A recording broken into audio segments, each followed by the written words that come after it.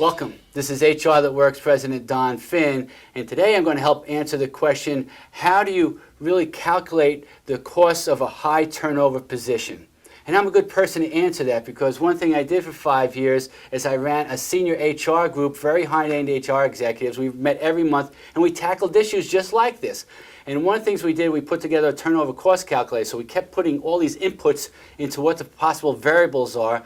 And there's two sides to the turnover question. One is the hard costs, one's the soft costs. When you think about the hard costs, it's like I have to run the ad again, I got to do the monster placement again, I have to interview again, I have to pay a referral bonus again, I have to relocate them, all sorts of things. I have to go to the job fair.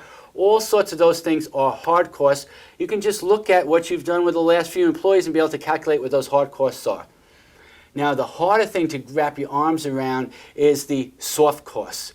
So, for example, there's two sides of it. There, on a high turnover position, if you are letting good people go, then the costs are going to be enormous. If you're keeping poor people on the bus, the costs are going to be enormous. So Zappos, we're all familiar with Zappos, their CEO decided that after a 5-week training program, they're going to offer their employees $3,000 to quit. Imagine that, $3,000 to quit.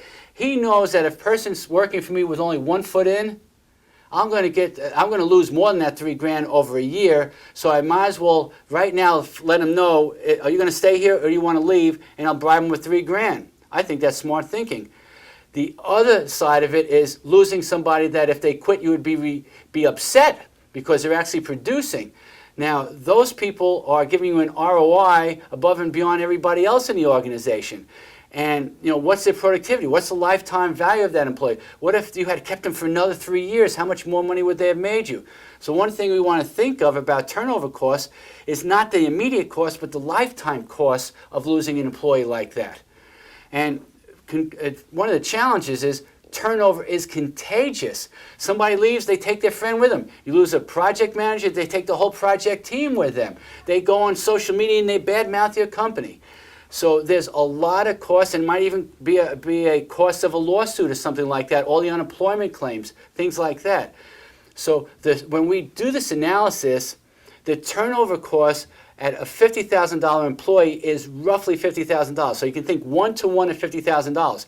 If somebody costs more than $50,000, it's greater than 1-to-1. Same thing if they cost less than $50,000, less than 1-to-1. And you can pretty much figure it on the hard costs and the soft costs being roughly the same unless some crazy thing happens like they take the whole team or they sue you.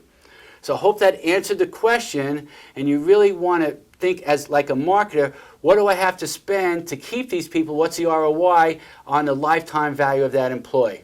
I hope that helped answer the question. Take care.